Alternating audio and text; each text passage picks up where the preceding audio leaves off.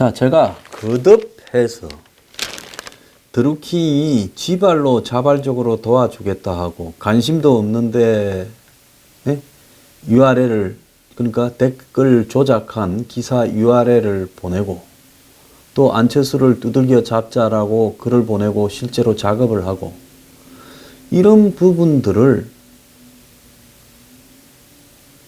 할 리가 없다고 제가 이야기하지 않습니까? 절대로 정치판에는요 그렇게 안 돌아가요. 드루킹도 지 나름대로 지금 어제 나온 이야기를 보면 2008년부터 경공모를 이렇게 초기 조직을 했다는 거 아닙니까? 다른 경제 사이트에 있다가 드루킹의 주장에 동조하는 사람들을 데리고 나와가 그 사람들을 구축하고 있다가 2010년에 사무실을 얻었고 2014년부터 본격적으로 그 조직을 이렇게 했다는 거 아닙니까? 그래서 2010년부터 사무실을 얻은 사람이 도대체 뭐 하려고 그렇게 일찍 얻었을까? 사실은 의아했는데 경복모의 일기를 사실 2008년부터 했다니까 이해가 가는 거예요.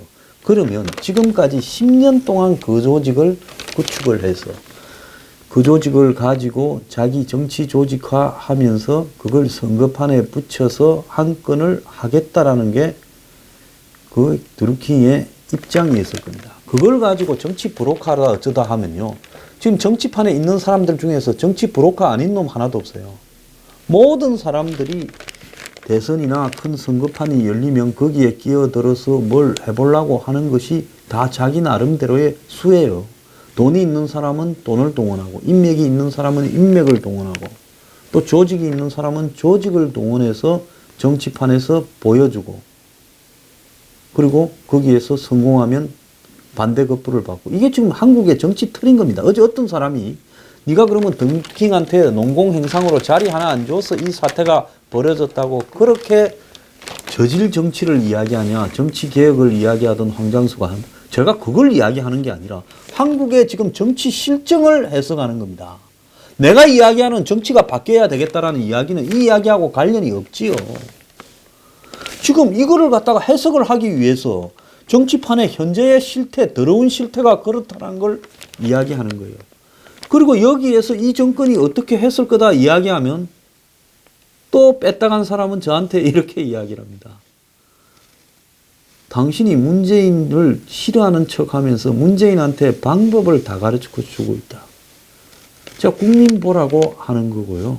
그래서 문재인 수를 다 까발려야 국민들이 보고 정신을 차리고 많은 사람들이 뉴스 브리핑을 보고 이제 의문을 가지고 있던 부분에 다 연결고리가 형성되었다 하는 거 아닙니까? 근데 제 방송을 보고 제가 문재인에게 길을 가르쳐 주고 있다고 생각하는 사람들은 제가 그냥 썩소를 보내고 말겠습니다. 자, 그래서 중요한 것은요, 정치에 있어서 기본적으로 돌아가는 패턴을 우리가 이해를 해야 되는 거예요. 제가 김경수나 문 캠프에서 드루킹한테 돈을 안 줬다라고 이야기를 하는 것은 그건 기본입니다. 요즘요, 돈을 줘가지고 옛날처럼 조직을 돌려서 끌어가는 사람 없습니다. 왜 없냐? 될만 하면 지 돈 쓰고 붙겠다는 놈들이 줄을 쓰는데 거기에 위험하게 돈을 떼서 뿌려가지고 사조직들을 끌고 간다? 솔직히 말하면 돈을 뿌린 조직보다 돈을 안 뿌리고 지 돈으로 하는 조직이 효율성이 10배, 100배 뛰어나고 돈을 뿌린 조직은 그야말로 1억을 뿌려도 일을 하는 데는 500만 원어치도 안 돌아가는 거예요. 그 가성비로 비교하면 몇백 배가 차이가 나기 때문에 일부러라도 돈을 안 뿌리죠. 다만 그 돈을 알아서 해결하는 사람들이 너무 늘어나 버렸기 때문에 이제는 그럴 필요도 없는 겁니다. 그래서 정치판에는 될 만한 쪽에는 사람들이 몰리고 안 되는 데는 돈을 줘도 사람 구하기가 쉽지가 않은 거죠. 자, 우리가 여기서 제일 중요한 것은 드루킹하고 김경수는 관계가 없다. 지발로 찾아와서 도와주겠다고 했고 그리고 지 알아서 댓글 공작들을 하는 것 같더라. 제3자적 입장에서 이야기하죠. 그러더만 어느 날 자리 내놔라고 협박을 해서 처음에는 거부했다 했다가 나중에는 청와대 연결해서 알아봤는데 청와대도 안 된다 해서 나중에 민정비서관이 그쪽을 만나서 이야기하기도 했다. 이거 다 아닙니까? 그런데요. 지금 민주당이 대선 후에 이제 여야가 대선이 끝나면 서로 선거를 가지고 고소했던 거는 선거 진 쪽이 더 급해져요. 그러니까 그 당시에 국민의당이나 한국당이 급해졌지요. 그래서 보통 보면 선거 때 벌어진 고소는 서로 치하하자. 이래가지고 일종의 평화 협상이 열립니다. 거기에서 이제 일종의 포로 교환 협정을 하지요. 너가 잡고 있는 고발한 우리 포로는 이 사람들이고, 그리고 우리가 고발한 너네들 쪽에 확보되어 있는 포로들은 이 사람들이다. 이 둘을 다 틀어서 없는 걸로 하자, 소치하자. 이렇게 보통 합니다. 그래서 포로 교환을 위한 소치하 협정에서 쉽게 말하면 민주당 쪽에서 드루킹이라는 포로를 석방해 주라고 이야기를 했다라는 겁니다.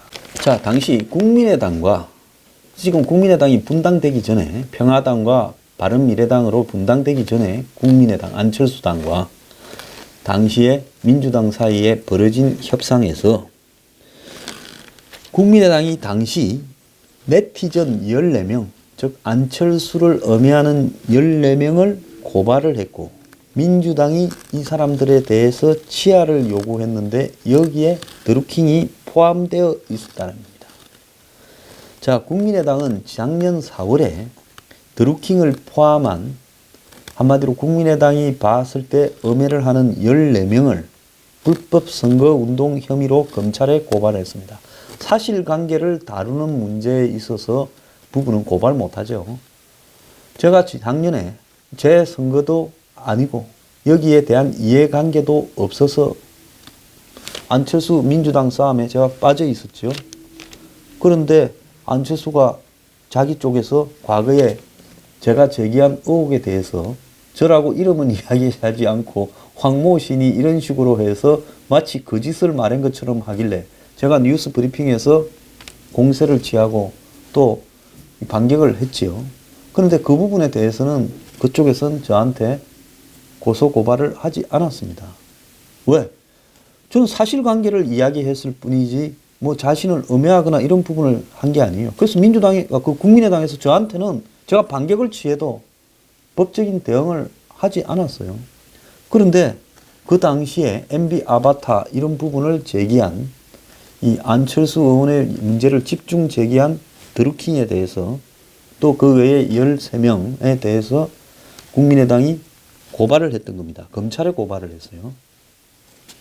자, 선거법 위반이죠. 불법 선거로 고발을 한 겁니다.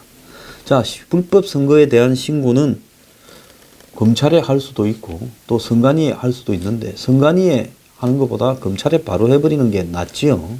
선거 관련 법 고발은 좀처럼 치하를 하더라도 검찰이 조사를 할 수도 있습니다. 선거법은 공안사범이기 때문에 양쪽이 합의해서 틀어주자고 하면 바로 틀어지는 것은 아니지만은 합의서가 제출되고 나면 상당히 거의 반영을 해서요. 또 당시 정권이 승리한 정권의 초창기이기 때문에 그게 틀어질 수 있겠죠.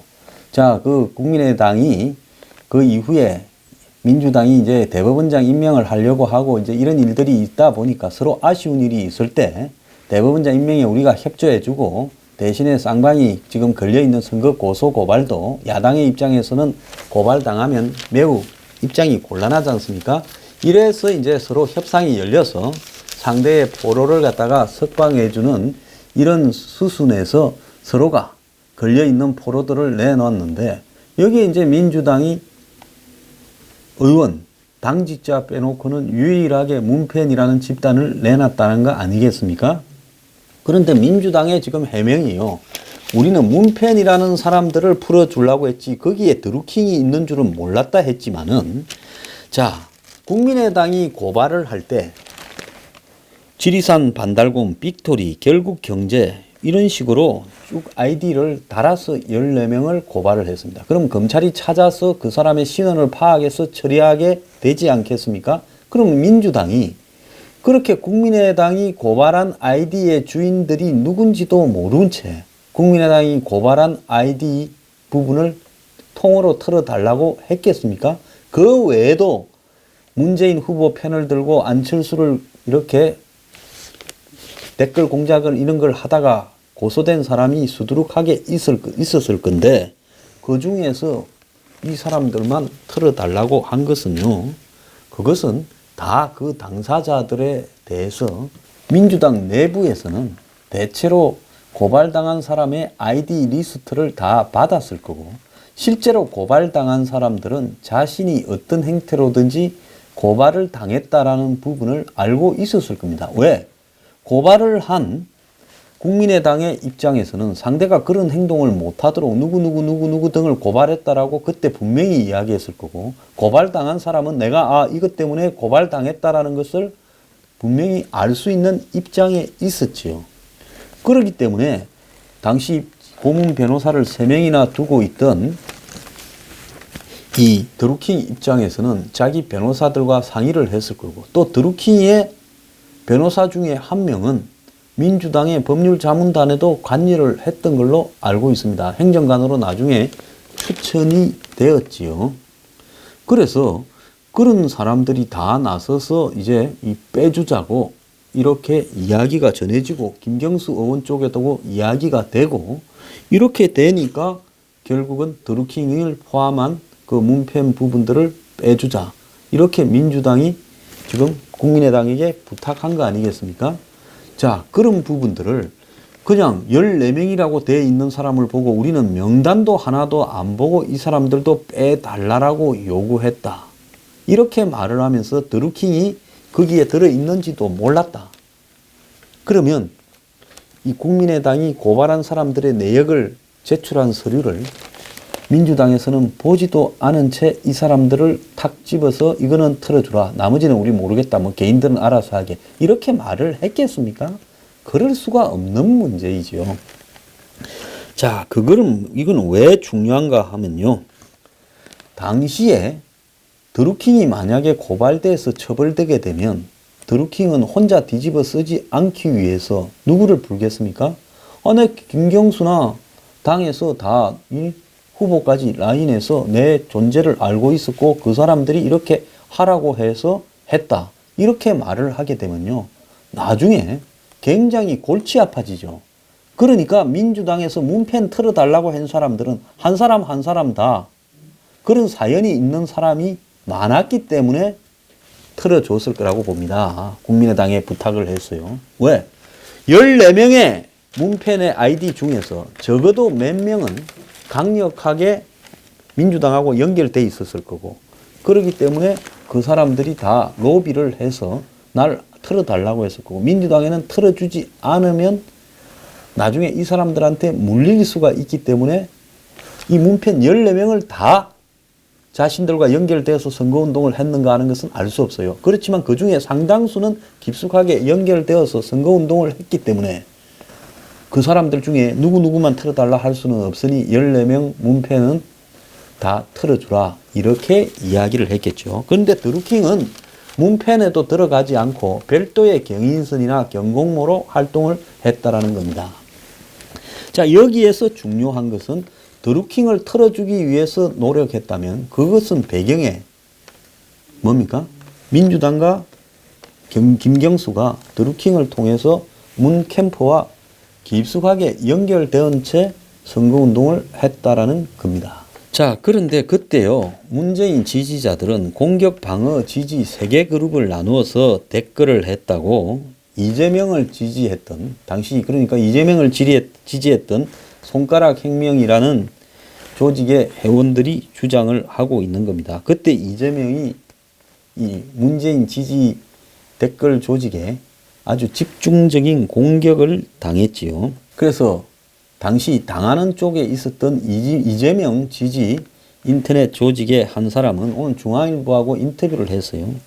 드루킹은 인터넷 댓글 부대의 원조격이다라고 이야기를 하면서 그가 운영한 인터넷 카페 경공모와 댓글 전쟁의 최전선에서 싸워봤다.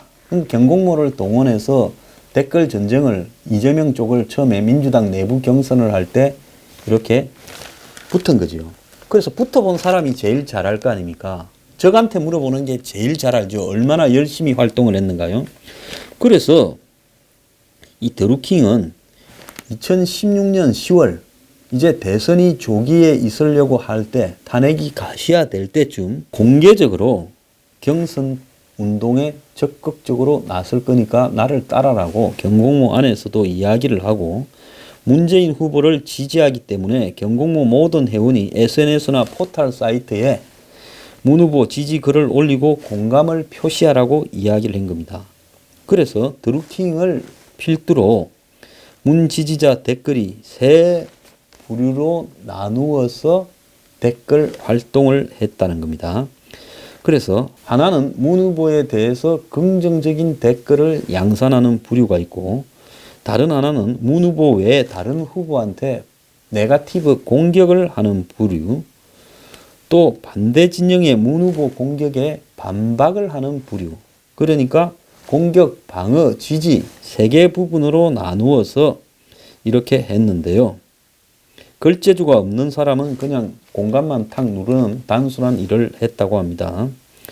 그래서 좌표, 즉 좌표라는 것은 포털 사이트 안에 어떤 기사가 문제다 이런 식으로 찍어주면, 좌표가 설정되면 지지 그룹들이 조직적으로 참가해서 거기에 댓글을 이렇게 반박을 한다든지 지지를 한다든지, 안 그러면 공격을 한다든지 이렇게 한다는 겁니다. 그래서 당시에 드루킹이나 경공모가 텔레그램이나 인터넷 카페 등을 주로 이용을 해가지고 이 페이스북 등을 통해서 댓글 작업을 했다라고 지금 합니다. 왜 그랬냐? IP가 추적되지 않도록 그렇겠죠. 왜 한 군데 앉아서 계속 하면 IP를 상대방도 대충은 아니까 결국은 나중에 이거 누가 이렇게 했는가 들통이 나기 쉬우니 흩어져서 인터넷 카페라든지 또 추적되기 어려운 텔레그램 등으로 했겠죠.